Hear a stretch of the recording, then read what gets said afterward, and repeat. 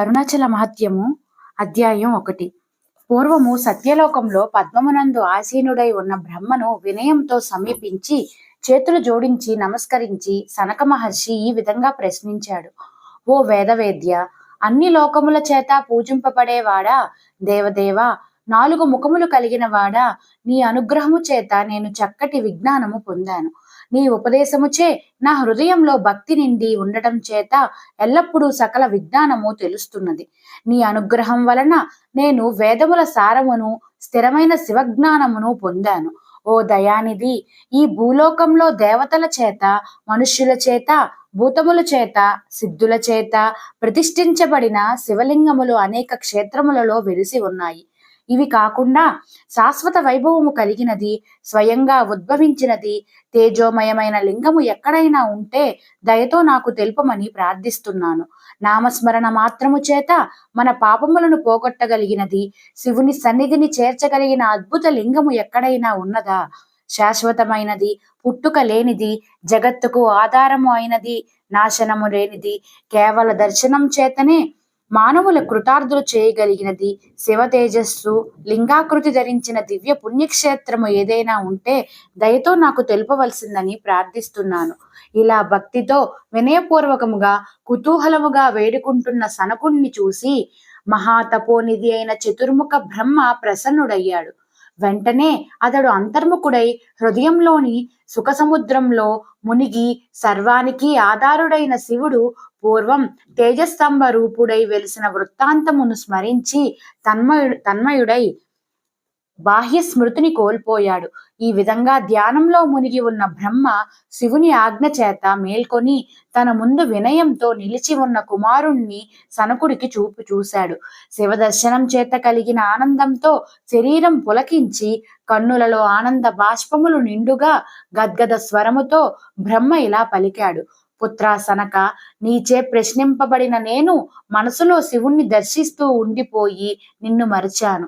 అనేక తపస్సులు చేసినా నీ యొక్క తీవ్ర శివభక్తిచే నా హృదయము క్షణమాత్రంలో బాహ్య విషయములను మరిచినది. నిశ్చలమైన మనసుతో సర్వకాలములలోనూ శివభక్తి పారాయణుడైన వారి పనుల వలన లోకము పవిత్రమగును. అటువంటి వారి దర్శనము, సంభాషణము, సత్సంగము సర్వ పాపములను పోగొడతాయి. నేను నీకిప్పుడు చెప్పబోవు కథను శ్రద్ధగా వినుము. అవ్యాజ కరుణతో నిండిన అరుణాచల పర్వతము అనే మహా తేజము యొక్క ఆవిర్భావమును గురించి నీకిప్పుడు చెప్పబోతున్నాను. శ్రద్ధగా వినుము. సదాశివుడు ప్రళయం తరువాత బహుశ్యాం అనేకముగా అగుతును అనుగాక అని సంకల్పించుట వలన అతని స్వభావము నుండి నేను విష్ణువు పుట్టాము, నేను గనుడను అని అహంకారముతో మాలో మేము కలహించుకొని ఇద్దరము బేకరముగా యుద్ధము చేస్తున్నాము. అటువంటి మమ్మల్ని చూసి కరుణతో సదాశివుడు ఇలా తలంచాడు. ఎందుకు వీరు ఇలా పోట్లాడుకుంటున్నారు? నేను సృష్టికర్తను, నేను దాని పరిపాలకుడును అని వీరు బీభత్సము చేస్తున్నారో, ఈ మూడుల ముందు నేను ప్రత్యక్షమై ఈ యుద్ధమును నివారించకపోతే లోకము నశించిపోవును. వేదాలలో నా మహత్యము ఆధిక్యము వివరించబడి ఉన్నది కదా. ఈ మూడులు కోపము వలన వేద జ్ఞానమును మరిచిపోయి తమలో తాము కలహించుకుంటున్నారు. లోకములో సమస్త ప్రాణులు తామే గణులమని భావిస్తారు. అహంకారము వల్ల దుష్టులై పతనమవుతారు. నేను నా మహత్యమును ప్రకటిస్తే అప్పుడు నా స్వరూపమును దర్శించి వారు నన్ను పొందుతారు అని భావించి సదాశివుడు మా ఇద్దరి మధ్యలో అగ్నిస్తంభమై ఆవిర్భవించాడు. అది సర్వలోకాలకు అతీతమై మొదలు చివర లేకుండా సర్వత్రా అగ్నివలే జ్వలిస్తూ చూచుటకు వీలు కాని స్థితిలో ఉన్నది. దానిని చూసి దిక్కుతోచక నిలిచి ఉన్న మా ఇద్దరికి ఒక అశరీరవాణి వినిపించింది. ఓ మూఢబాలకురారా, ఎందుకు ఇలా తగులాడుకుంటున్నారు? మీ వివాదమును సదాశివుడే తీర్చగలడు. మీ ముందు ఉన్న ఈ తేజస్తంభము సదాశివుడే. మీలో ఎవరు దీనికి ఆది అంతము చూస్తారో వారే గనులు. ఈ వాక్కును విని నేను విష్ణువు యుద్ధమును ఆపి ఆ తేజస్సు యొక్క ఆది అంతములను తెలుసుకొనుటకు నిమగ్నులయ్యాం. ఆకాశములో వెలుగుచున్న చంద్రుణ్ణి పట్టుకోవటానికి ప్రయత్నించే బాలుని వలె మేము ఆ అన్వేషణను పూనుకున్నాము. విష్ణువు ఉత్సాహముతో గొప్ప వరాహ రూపమును ధరించి తేజస్సు యొక్క మూలమును కనుగొనడానికి భూమిని తన ముట్టెతో చీల్చుట మొదలుపెట్టాడు. నేను మహాబలమైన రెక్కలు గల హంసరూపమును ధరించి తేజస్సు యొక్క పైభాగమును దర్శించడానికి ప్రయత్నించాను. నేను మహావేగముతో పైకి ఎగిరిపోతున్నాను.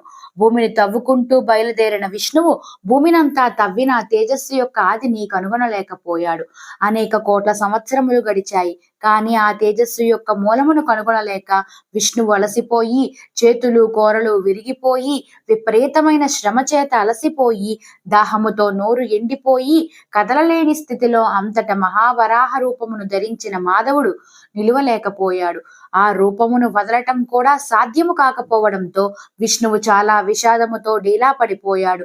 ఈ విధంగా అలసిపోయిన విష్ణుమూర్తి పరమశివుణ్ణి శరణు వేడి ఇలా తలపోశాడు. ఛీ, ఏమి అజ్ఞానము నన్ను ఆవరించినది! ఆత్మకు ఆత్మయైన పరమాత్మను తెలుసుకోలేకపోయాను. సర్వ వేదములు, సర్వ దేవతలు మూలమైన ఆ దేవదేవుడైన పరమశివుని మూలము కనుగొనుట నాకు సాధ్యమయ్యే పనేనా? నేను ఆయన నుండి ఉద్భవించాను కదా. ఒక జంతు రూపమును ధరించి ఆ శివుని తేజస్సు యొక్క మూలమును కనుగొనుటకు ప్రయత్నించిన నేను ఎంత బుద్ధిహీనుడను! ఎటువంటి పక్షపాతము లేని కరుణతో నిండిన ఆ పరమశివుని దయ వలన ఇప్పటికీ నేను అజ్ఞానం నుండి మేలుకున్నాను. స్వయంగా మహాదేవుడైన శివుడు ఎవరిని కరుణించునో అతనికి మాత్రమే అహంకారము నుండి విముక్తి లభిస్తుంది. ఆ జగద్గురుని పూజించు శక్తి నాకేమి ఉన్నది?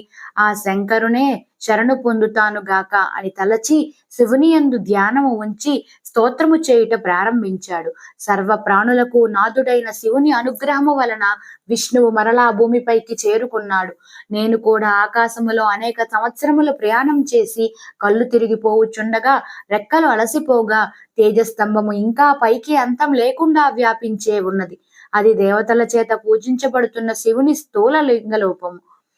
ఆ తేజస్సు యొక్క అంశ వలన పుట్టిన కొంతమంది సిద్ధులు నిత్యుడు శాశ్వతుడు అయిన పరమశివుని శిరస్సుని దర్శించడానికి ప్రయత్నిస్తున్న నన్ను చూసి జాలితో ఇలా అనుకోవటం నాకు వినిపించింది. అయ్యో, ఇతను తెలివి తక్కువ వాడు. రెక్కలు విరిగి కన్నులు తిరిగిపోతున్నా, చావు దగ్గర పడినా కూడా ఇతడు శివుని శిరస్సును దర్శించాలని అనుకుంటున్నాడు. వీని ప్రయత్నమంతా ఆ అపార తేజోరాశి ముందు వ్యర్థమే కదా.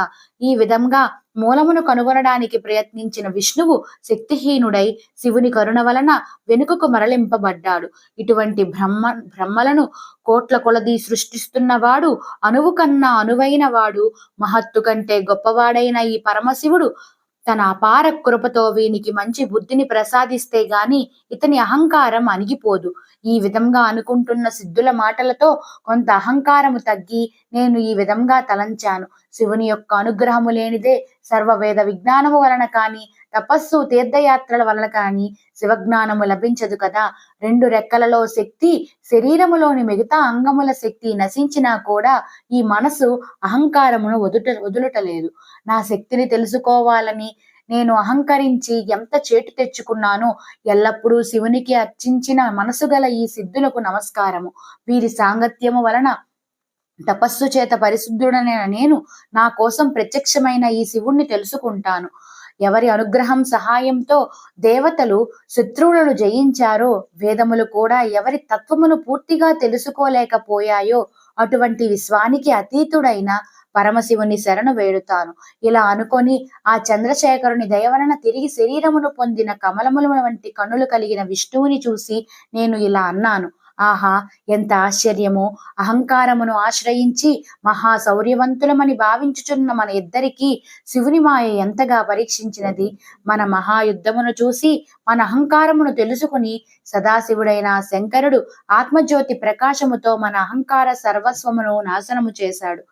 సమస్త దేవతలచే సేవించబడుతున్న సదాశివుణ్ణి అర్చిస్తే అతడే మనల్ని ఈ చావు పుట్టుకల చక్రము నుంచి ఉద్ధరించును కదా.